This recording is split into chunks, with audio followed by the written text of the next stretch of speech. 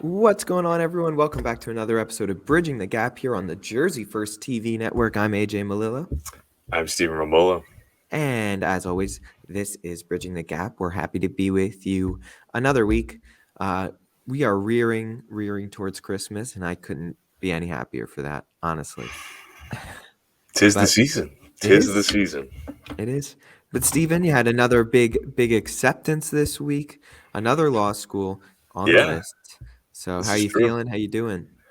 Listen, man, we are up to, locked it down. One in Cali, one in Florida, which is basically I'm in either one of those places by this time next year, which is like a real kind of hit you in the face moment for me when I got the one the other day. Actually, came through. They accepted me on the 5th, and I actually just got the email today, but Mm. I checked at the portal yesterday and I saw the acceptance. So these people got to get their stuff together because I would have loved to have known 3 days ago. Um, but we got that one down in Florida, Tampa Bay. Maybe go hang out with Tom Brady and the Bucks. Who knows? Oh, they call it Tampa Bay nowadays. Yeah, yeah, that's what they say. So yeah, it's been like a weird week because it finally settled in. Like this is something that I'm going to be doing. I'm going to have to find large quantities of money, to pay for this also. But the reality of I'm taking this life that I have here for the past 24 years, and I'm just gonna like uproot it and either throw it across the country to California or throw it down south to Florida.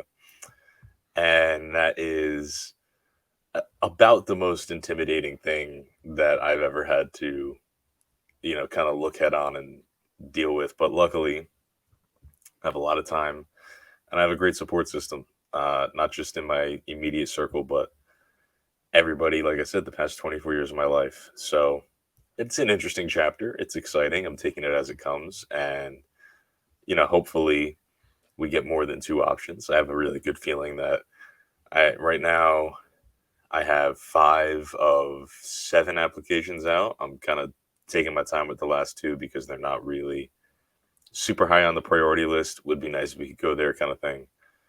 So we'll see. We will see, but Sure. it's exciting nonetheless. Oh yeah, so you got five of the seven out. You've heard from two, so you're waiting to hear from three, and then you got to send out two more. That's not Exactly. too bad. That's not those No, numbers are pretty good. I don't know. they're working in my favor, and Yeah, we've I'd had say so. some good scholarship offers, which is nice. Makes it easier. I can now that I have another one, I could start wiggling and trying to negotiate a little more and land at the school that I want to land at with the kind of money that I need to make it feasible. Sure, So, sure. that's just the next step of the process. It never ends. If there's one thing I've learned, it's that this is a famous saying from one of my favorite artists. This guy's name is Tom Sachs, and he always says, "The reward for my hard work is more hard work." Yeah, Right? It's like you've been through this, you're in it right now, right? You study the LSATs. This is the hardest test you can take in your life. Boom, take it. Whew, hard work's over. Guess what? You got to apply now. You got to write these essays. You got to get these applications filled out. That's grueling. Boom, you applied.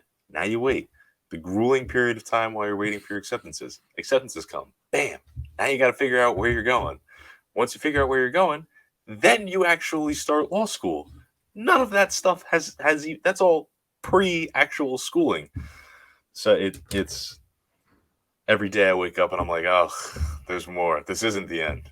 This isn't even right. the beginning. This is like Yeah, the preface to the book. I'm not even close.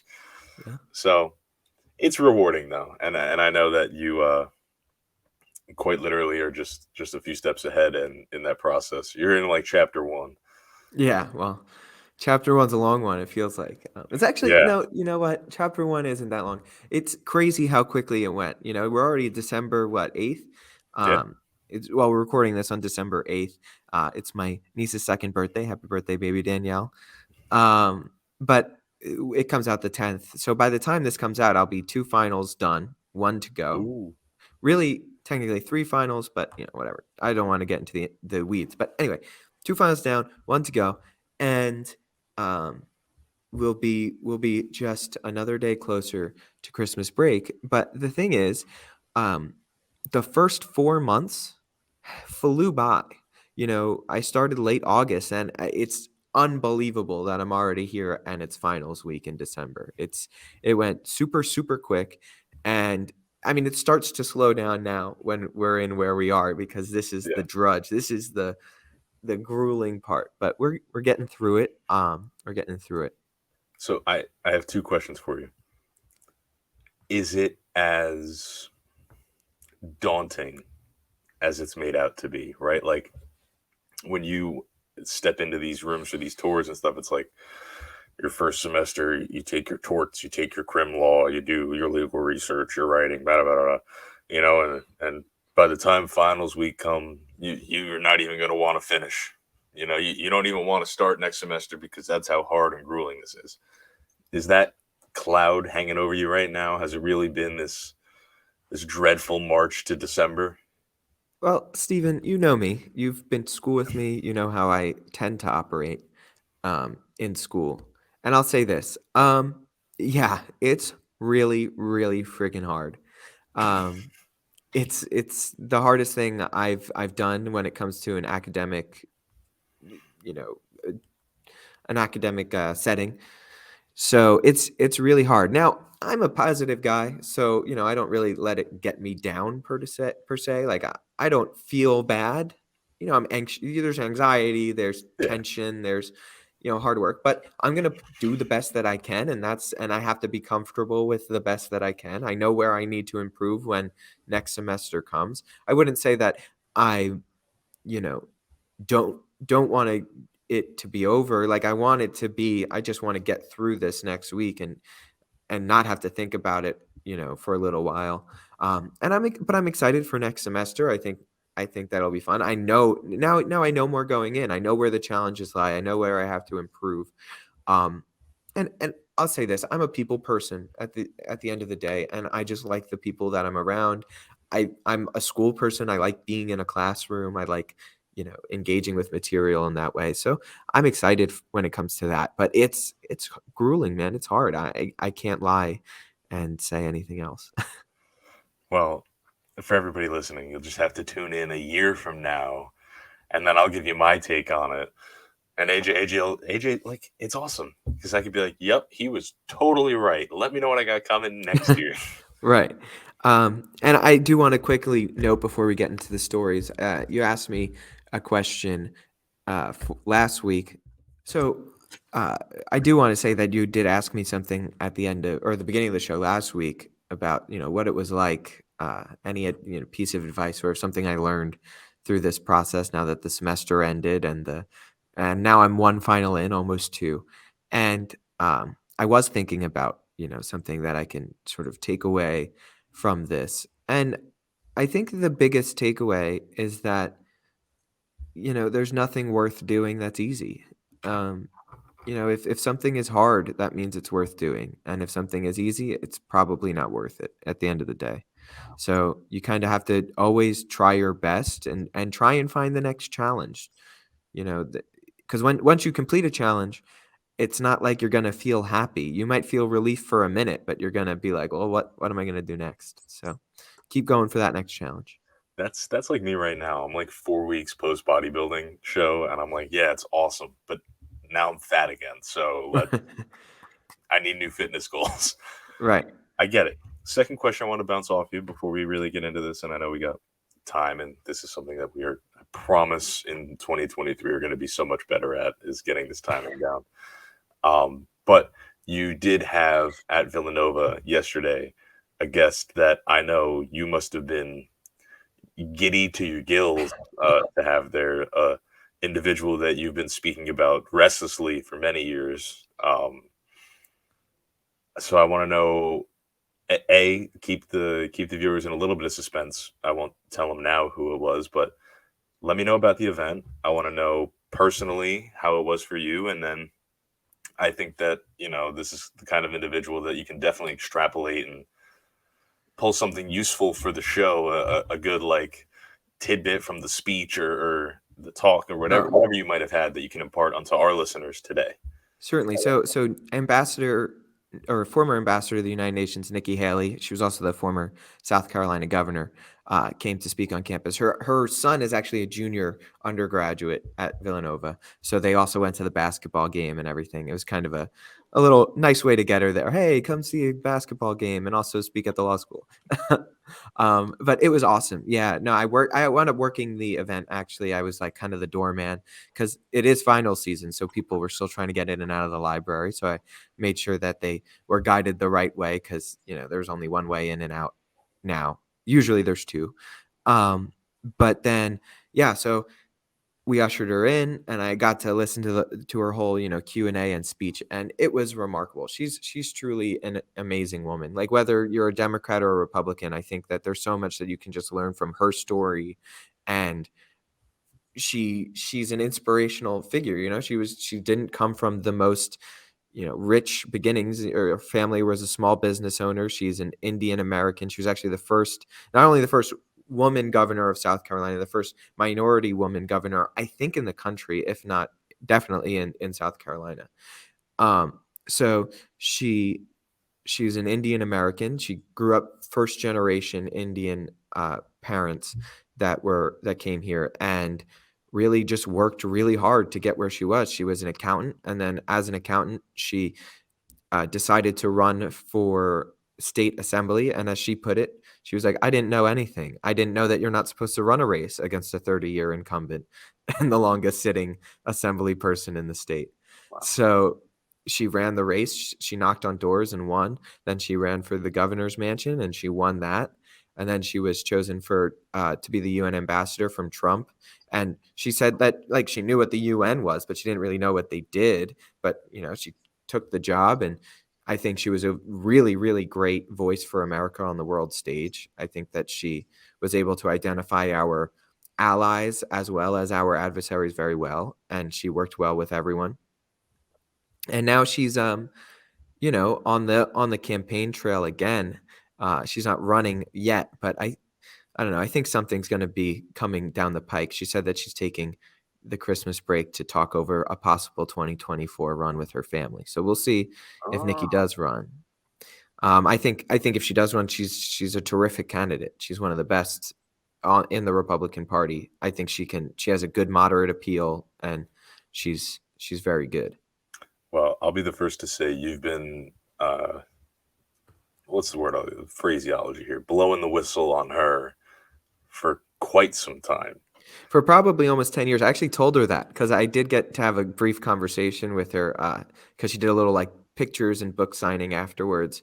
And so I was like, hey, Ambassador Haley, I got to let you know, been on the 2024, Haley 2024 train for a while now. I'm a big fan. I also am a big fan of Ron DeSantis running, but Haley for a long time. She's also never lost a race that she ran. So that's a bit of a fun fact. Try me on the street, a little foot race, smoker. I think it's an exciting opportunity, and I'm glad you got to go. It's something that just a person, to me, I was thinking about it, and like in the history of you and I, and any form of talk show, radio, podcast, whatever it is, like she's just one of those characters that somehow, some way gets worked into a conversation at many points throughout, whatever tenure it is we're serving, whatever chapter of us doing this is. Nikki Haley is just always in the Rolodex of people relevant and fresh for you. So I wanted to just talk about that for a minute. Yeah, she was great, and something we could bring up more later in one of the topics that we're going to talk. She talked a lot about dealing with China, because China is our largest global adversary on the stage right now. People say Russia, people say Iran, but at the end of the day, it's China, and we'll definitely see that later on when we talk about what's going on with TikTok. But let's get into the story, Stephen, and we'll start off with one that just broke. Was it earlier today or last night? Earlier today, which is the Brittany Griner is coming back to the United States in a 1-for-1 trade. So this Brittany Griner trade is a 1-for-1 trade, and I think it's really kind of weird to talk about it like that. Like, it's almost like a sports commentating, the USA trades Russia for one criminal on our end and an athlete on their end who, you know. So Brittany Griner is a WNBA star, which I'm sure most of the viewers know, and she was she was charged in Russia for having a little bit of, I think it was even like cannabis oil or THC oil. It wasn't even actual marijuana, like plant or anything in her bag. And it was a bad situation. She shouldn't have been in prison in Russia. I think we can all agree for that. But honestly, we traded the prisoner that we had on our end was an arms dealer for Russia, like one of the most infamous arms Bout. dealers. Say it again. Sorry. Victor Bout, aka the Merchant of Death. Yeah, okay. His nickname is the Merchant of Death, and we traded him back to Russia Oh, for a WNBA star. And it's like, look, did I want Brittany Griner back home? Should she have been in a Russian prison? Obviously, she shouldn't have been in a Russian prison, and we should be working to get her here. But I, I don't know if you can justify this. listen. So just for context here, this Merchant of Death individual here, Victor Bout, was charged. I believe they got him in 2008, and he was serving I think it's like um, an 11-year sentence for dealing arms to like these terrorist organizations throughout the Middle East, North Africa, and he's connected to the Russian government. He's a former KGB espionage officer, I believe. Like, this is a textbook bad guy, and maybe we can throw a picture in of him somewhere. Like, even if you just look at this guy, he just visually looks like a movie character bad dude. He's got like this thin mustache and these like bright blue eyes, and like exactly the kind of guy that you would expect to be dealing arms. Right. My okay. No, I was just agreeing. He literally looks like a movie villain. Yeah, like it's almost comical. And so to me, listen, I agree with you. I think it's great that, we get to have an American come home from a Russian prison. Great. Fine. But yeah, come on. That's like that's like Gerard Butler with a lot of prosthetics in a Hollywood feature film. You know what I mean? So my issue here is Brittany Griner, whether we like it or not, when she stepped on Russian soil and she was in possession of the cannabis oil, whatever it is, committing a criminal act. And as somebody in law school, you should know that not knowing the laws of a place is not a viable excuse when you get caught breaking those laws. So I was also under the impression until today that Brittany Griner was like a young woman, like, oh, silly mistake. This woman's fully in her 30s. She is an adult. She has a also worked career. in Russia for a long time because she played Yes. basketball in Russia. Yes, right. So to me, there's no excuse, and it's dumb behavior. It's just dumb behavior. You got locked up for being stupid. You know the saying, play stupid games, win stupid prizes. Now there is a man, the Merchant of Death, whom we just gave back to Russia, who is fueling armed conflicts around the world because you couldn't stay in Russia for a few days without, smoking a little bit of weed. There's no excuse. There's no way to justify the trade. I think it's really just an optical move on behalf of the Biden administration, and I don't think it's even worth us, in the interest of time and the controversy surrounding it and the intricacies of the entire deal, to even discuss the Marine who is also serving. I believe he has a 16-year sentence because he's accused of espionage. His name, which is escaping me right now, and I'm sure I could, Paul Whelan, a U.S. Marine who is also detained. Veteran guy working over there, you know what I mean?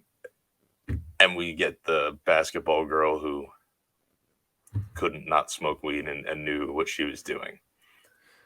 Right. And I don't know. I just, it's ridiculous. It's a ridiculous conversation that people bring up points like this and they're claimed like, it's like, oh, you just don't like women or you don't like gay people because Brittany Griner happens to be a lesbian or like whatever the case may be. It's just, I don't know. All of those cultural sort of social justice warrior arguments are so ridiculous I to me. mean, listen, man. Okay, listen, I'll say it. I'll say it, and I'm not afraid to say it.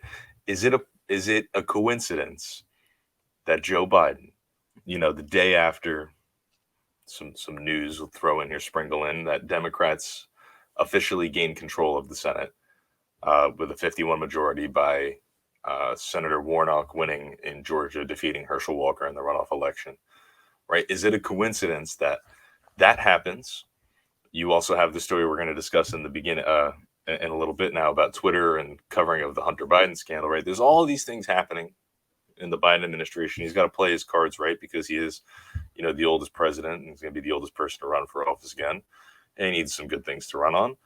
Why not save the black gay woman from evil Vladimir Putin, who's been vilified in the media for his war on Russia, appropriately so, for the past year? We're on Ukraine. Yeah, my bad. The Russian is war on Ukraine. Yeah.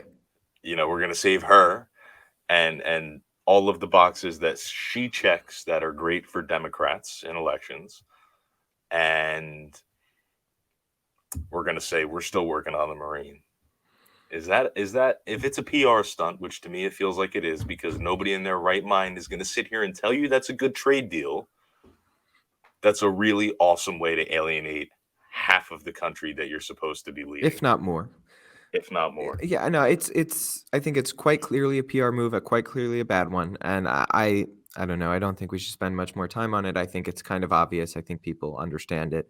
And if you disagree, well, I don't know, let us know in the comments, but I can't Yeah. imagine that you're going to have very good ones. So I will say, the only other thing I will say is the first person I thought of when this news broke was Vin Diesel, because he had that very unhinged Instagram post. weird, very weird Instagram posts in general. Yeah, and it was like a random day in November, and it's a picture of him giving a thumbs up at a basketball game, and it just says, "I need Brittany Griner home by Christmas." So Merry Christmas, Vin Diesel. Santa Right. came early. Santa Biden, you got your wish. But yeah. That's fair enough. I don't know if it's like one of those things where like you wish on a genie and something bad happens on the like you like don't know the circumstances of your wish, and so it's like, yeah, okay, Brittany Griner's home, but this arms dealer who's responsible for the death of thousands of people or hundreds of people, whatever, is also going to be free. But but whatever.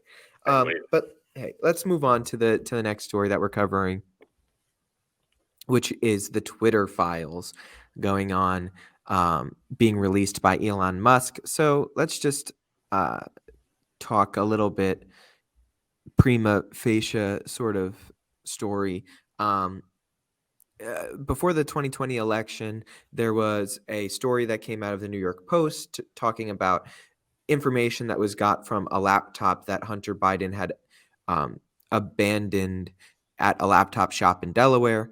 The owner gave it to was going to give it to the FBI and gave it to the New York Post, the information in the laptop. I'm pretty sure he gave it to the FBI and the New York Post. The New York Post ran the story, put it out on Twitter. Twitter starts blocking the dissemination. Like, you couldn't post the link, you couldn't retweet the link, you couldn't even direct message the link to other users on Twitter. Facebook also, censored the story. Mark Zuckerberg admitted that on the Joe Rogan Experience. And now Elon Musk buys Twitter, and he has all of these emails and files about Twitter's decisions to remove things like this on it. And he gives that information to an independent journalist, Matt Taibbi, who puts out a whole Twitter thread, which is, all of this is obviously linked in our sources below, but a whole Twitter thread detailing what was going on in Twitter in the decision to block this story. And recently, the former CEO of Twitter, Jack Dorsey, came out and called on Elon Musk to not only release those files, but release literally everything that he has. The people should hear it, and they should know what is going on. So Jack Dorsey's like, yeah, release literally everything, not just what you want people to hear, but the whole context of all of the decisions. But when you look at the Taibbi article, there's a couple of players. There's Jim Baker, who was an FBI, a former FBI special investigator agent that was involved in sort of not just the dissemination of the tweets themselves, but also in like deleting certain emails that might have been not great for Twitter employees, according to Matt Taibbi, and blocking Barry Weiss, who's another independent journalist, along with Matt Taibbi, from accessing more of the information that Elon wanted them to get. So it's a whole big web and a whole big mess. But I think the biggest takeaway from what we gathered is that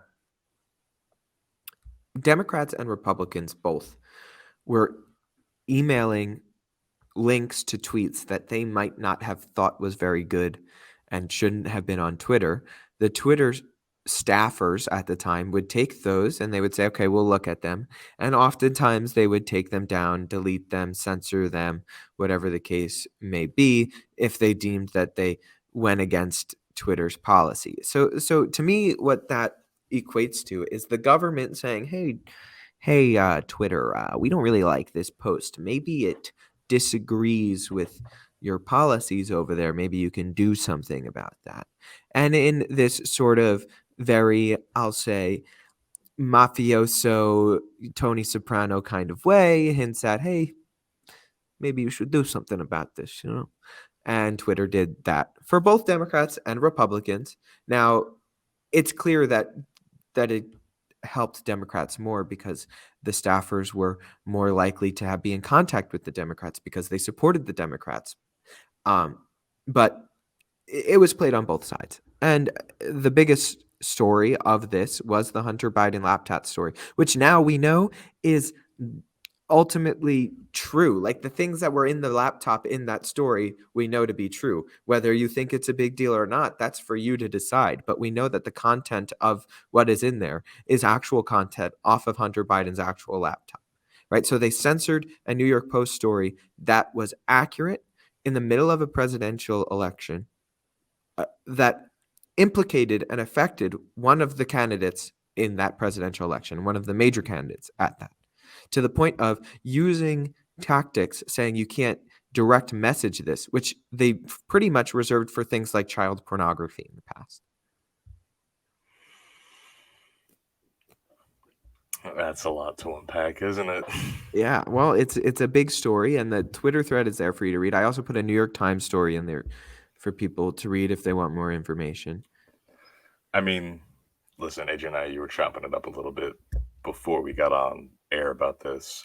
To me, it's an issue that is evolving. Obviously, there's tremendous concern to be had when you're dealing with the free speech of individuals and access to information. However, all that being said, put into context, in my opinion, it seems like Twitter, operating in their capacity as a private company, were taking suggestions on tweets that may or may not have been in violation of their policies. Basically, in a official capacity, what was happening is Democrats and Republicans were taking the opportunity to play tattletale and say, hey, Twitter, I think you missed this one. This one definitely goes against your policy violations. And Twitter was like, oh, silly us. We did miss that. We're going to get rid of that for you guys. Whether or not that's a practice that you think is okay and you agree with, that is up to you. I think at this point in time, for me, you're doing it for both sides. So I have no real take on it other than I don't think anybody, public or private, should really be suppressing speech from anyone or limiting access to information. That being said, that's not the world that we live in. Those aren't the rules that we play by. And as far as I'm concerned, Twitter, acting in their capacity as a private company, enforced their privately determined rules and regulations. And if they were in violation of those things, they got removed. It's hard to ignore, how foolish and I want to say, sort of brushing off the reality of the situation that might be, but until there's tactile action taken to combat that or seriously address that, I don't think just putting this information out there does anything to really address it. It sheds light on it, and that's important, and that's, the process. But until we get into the nitty gritty of it, and I guarantee you there's more files, I guarantee you there's more detail, there's much more nuance that we are all missing. I find it hard to see this story as anything other than the beginning of something. I don't think that this is a bombshell. I don't think it's a smoking gun. I see it as we should probably look into what's going on here. But when you create an account, you agree to the terms and conditions of using Twitter, and in that is their policy on things that they have the ability to censor at the end of the day. So that's the game that you play when you get on that platform. Do I think that Democrats should be able to send an email to so-and-so's inbox at Twitter and be like, hey, check this out? No. Should Republicans be able to do that? No. Should anybody be able to do that? No. I don't have the answer.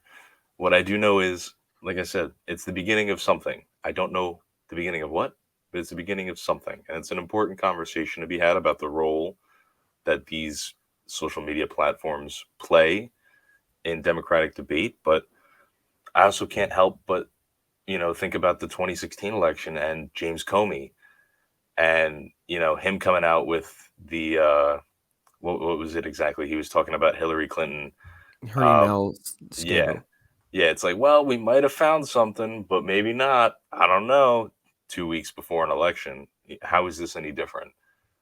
Well, I think what's different with that, with those two stories, is that one is literally an FBI director discussing an ongoing FBI investigation, and the other one is a private company going out of its way to to completely block the dissemination of a major story.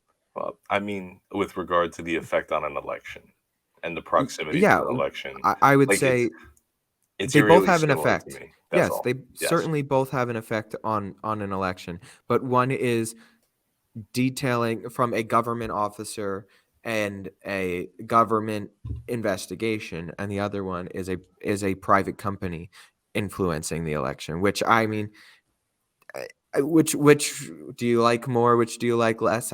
Maybe both are wrong. Like I think both are probably not great. Um, so, I would I, agree. and I would the only place I would disagree with you is that I think that this is a bit of a smoking gun. There is smoke here. We're not at the fire yet, and this is this beginning of a big story. I genuinely think that. I don't care that Twitter and Facebook are quote unquote private companies. They're the public square today, right? They are where we have conversations. That is how our society functions. And they're given, I think, too much protection under the law, under Section 230, to kind of pick and choose what they want on their platforms, that they're basically publishers themselves, and they should be treated as such, and they should either allow mostly everything that isn't directly illegal. Things like child pornography is illegal, things like directly harassing and threatening people, like, yeah, you shouldn't be able to do that. But this is a legitimate story from the oldest newspaper in the country, right? Whether you like the New York Post or not, they're a legitimate paper. They're the oldest newspaper in the country. They have a record, right? Like, you shouldn't be disseminating or stopping the dissemination of their material just because you might not like it or you might not like where they got their sources from. We have a Supreme Court case, New York Times v. Sullivan, which says that journalists are allowed to discuss information that they get from sources, even if the sources get that information from nefarious means, right? As long as the journalists themselves don't, hack the computer or help in the hacking of the computer, they're allowed to disseminate whatever information a source gives them that they believe is deemed credible and relevant, right? And I just think it's ridiculous, and it's an attack on freedom of speech and expression for a company like Twitter, a major, major, major, basically close to an oligopic figure as we have in our country with Facebook and Twitter and I'm sorry, Meta and Twitter and Google, right? They're a big tech oligopoly instead of monopoly because there's a few players working together. Um, and they're clearly affecting our elections. They're clearly affecting the way we speak and perform in society. And I think that's a big deal and that's a big story. And that's something that only the government is big enough to break up and stop from happening. And usually I'm not one for government intervention, but in this case, it's like Roosevelt back in the day. It's an antitrust thing. It's like there's only so much that individuals can do. You can't build your own internet. Yeah, I think in that point also you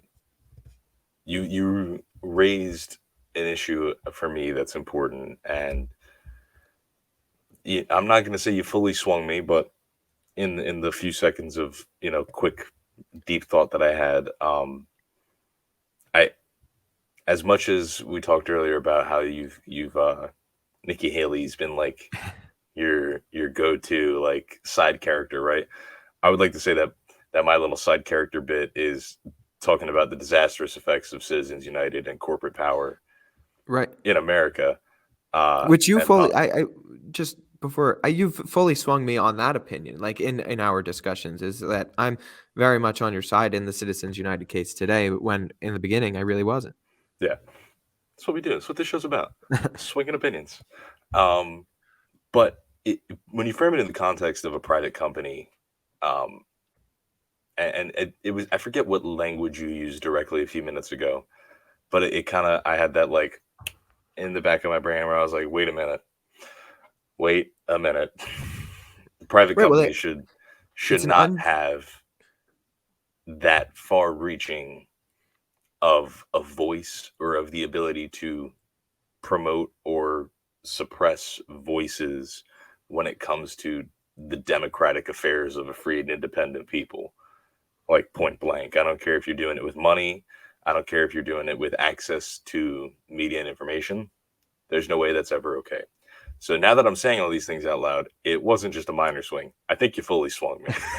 Well, it's just it's simple stuff, right? It's like, okay, one thing, all right, you don't want, Kanye West posting swastikas inside Stars of David on your website, whatever. That's protected speech under the First Amendment. Yes, but you don't want it on your website.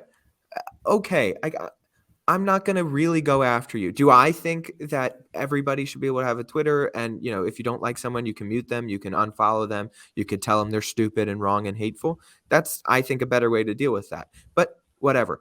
But when you're getting into things that are actively influencing an election or our democracy or access to information, I think that's where the problem lies. It's a different ballgame. Yeah. I think So putting it in that context makes a lot more sense. So, in the same train of thought, when we're talking about social media, right? We have a lot going on with another social media app. It's probably the most popular app in the country, if not the world right now, which is TikTok.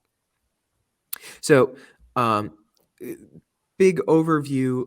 Right now, the Biden administration is trying to have a deal with TikTok as a company to sort of move all of its data storage to a specific cloud that it would be under the auspices of the United States and not and China wouldn't have the same access to it as it does now, because right now basically TikTok is just storing all of this data on all of these American and global users and just sending them over to China, and like China now knows the habits of every child in America basically.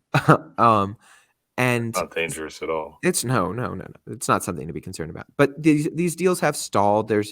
It's very difficult because basically TikTok, even if it's like TikTok US can sign off on this deal, right? They still have to get it approved by President Xi Jinping.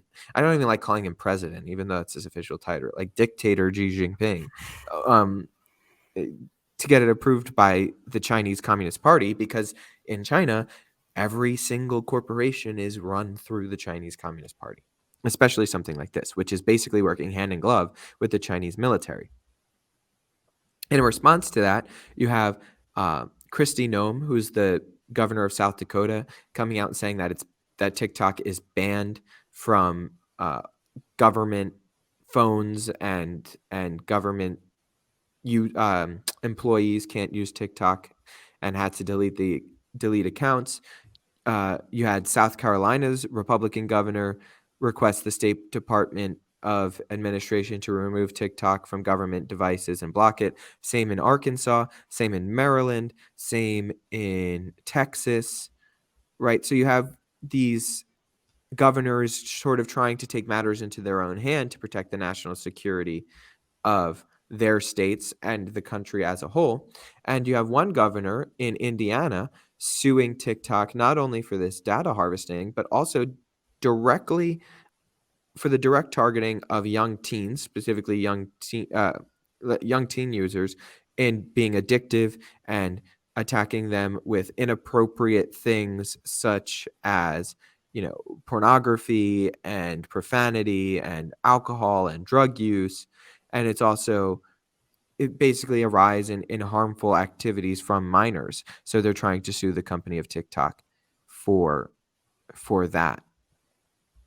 The state alleged that the material that's abundantly available on TikTok are videos about hallucinogenic drugs, the taste of alcohol like candy, and clips of strippers' sexual kinks, including bondage and rape fantasies. And this is going to the eyes of young viewers. And quite frankly, I mean, I know both of us are on TikTok. There's a lot of creepy crap on TikTok.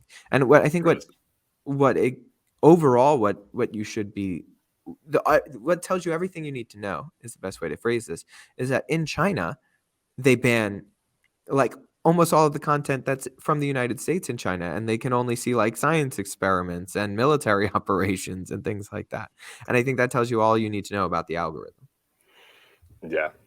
So before I give any opinions on this, I want to very sincerely and with full, like, genuine thought and intention behind this, just give absolute credit to our former radio fearless leader, as she is called, Annabella Poland. She was our first interview when we had this show early on in the year. She has been the lone voice on the mountaintop about TikTok, refusing to have it for years at this point, for this very reason. She's kind of pioneered this idea, at least in my day-to-day life. So I'm sure that she's feeling vindicated, to say the least, by these revelations. And just a little shout out to Annabella for being super ahead of the curve on that. I'll say this, like you said, I'm on TikTok. There is some unsettling things there. There are some unnerving content that you can come across, and it's insane how interactive and volatile the algorithm is. It really does, in a way, feel sort of like they are crafting and curating for you in a harvesty kind of way. Like my feed real quick went from bodybuilding stuff to all of a sudden I'm getting a lot of content from law students. I don't know how TikTok knows what's happened in my life, that I've shifted gears, from bodybuilding show to I'm going to law school, but it's freaky, man. And it is a great national security threat to obviously users in the United States, but TikTok's a global application. And China has not been shy about their plan, and their actions, speak more than any vocalizations about any such plan ever could, to, in one way or another, have influence on every possible like inch of this planet, whether it's dumping money and investments into Africa and owning towns and cities and building capital cities and countries and claiming ownership of them in sovereign nations, which is bizarre. All of the activity in the South China Sea, all of the economic stressors that we've been kind of going back and forth with China for quite some time now. It's no secret that they seek global influence, and an app like this is kind of a genius 21st century way to do that, because you've effectively data mined the next generation, the next two generations of Americans. You know their habits, the things that they find funny, the things that they find tasteful, distasteful, you can aggregate so much information based off somebody's social media activity on an app like TikTok. And to your point, the fact that TikTok in China is highly educational, very PG content that's focused on promoting virtuous things and academic pursuits is very telling when you could log on to somebody's TikTok here, and in a matter of 4 scrolls you see like 3 memes, a twerk video, and somebody cooking some really good food. That's not Right. that's not the same content. For sure. It's dangerous. It's scary. Like, let's just for reference, I literally watched one full like tarot card video that popped up on my For You page, and then I've been getting just a bunch of tarot card videos. It's like I don't care about this really, but because I sat through and watched one full video, like the algorithm picked it up like that. And it's it's scary how quickly the algorithm changes and sees how you're interacting with the app. And it's social media, it just goes right back to what we talked about last week. It's another thing that makes this generation lonelier, less connected, more absorbed into their phone because it's 30 to a minute long clips, and they never stop coming. They just keep going and going and going. As long as you swipe, as long as you'll get new content. And it's content that is specifically targeted and curated to make you happy Right. Why would you ever and leave? engaged. Or mad, whatever engages you, right? It's gets your dopamine receptors going, right? So it's like, why would you ever leave? This is some sort of like biological, psychological, technological tri-blend infiltration attempt. At least it feels like it. Oh no, it absolutely. I think it absolutely is. I think that because they're stealing intellectual property, they're mining all of our data. They're literally doing everything that they possibly can. They're buying up a bunch of farmland. This is something that Nikki Haley talked about in the speech yesterday. They have bought a bunch of farmland surrounding our most important Air Force base in the United States. And they're putting they bought up all this land, and they're digging underneath ground and like laying wires and things underneath ground surrounding our most important Air Force base that has the most drone technology and missile technology in our country. Right? Like, it's a coordinated effect. It's something that we need to stop. We can't be allowing Chinese corporations, which is just the Chinese Communist Party, to buy land in the United States. We as a government, as a country, have to say no. Right? That's where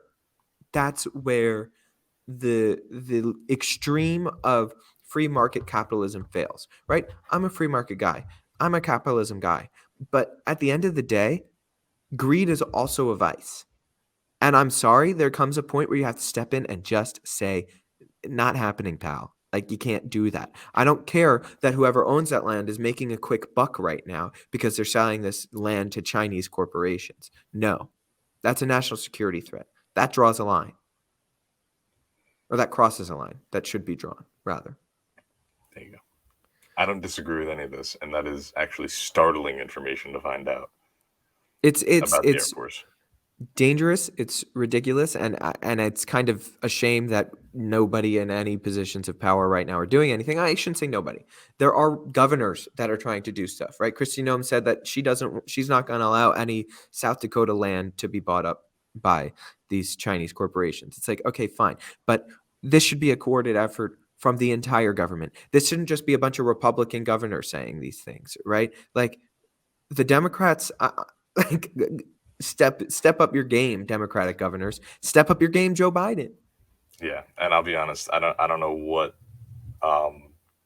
any Democrat or person on the left who doesn't believe or say these things, I don't know who they're looking to impress or what they're looking to gain by taking such a bizarre, antithetical stance on this. But it's not a winning one, I'll tell you that much, if that's your concern. It's their biggest voting block is young voters. How good is it to fight TikTok if you're trying to keep young voters who are literally addicted to the application? It's fair. It's a tough place because and that's why this is so genius, because it's not that you're fighting TikTok. It's you're fighting the company behind TikTok, which happens to be the Chinese Communist Party. Right. So look, we've been here for about an hour now. It's about time for us to get off. So I don't want to leave on such a sour or dour note. Um, I want some positivity to leave the show. So I'll say this: Christmas is coming up. Enjoy the time that you're going to have with your family in the next few weeks. Enjoy the holiday season. Go out, go see some lights, go see some shows, do something, enjoy your time because it's the most wonderful time of year. Make it so. Have some eggnog too. Big Sure. eggnog fan. Steve loves eggnog. I do. I do. All right. With that, everyone, I hope you have a wonderful week. We'll talk to you next week. I'm AJ Malillo, I'm Stephen Rambolo. and this was Bridging the Gap for the Jersey First TV Network. See you, everybody.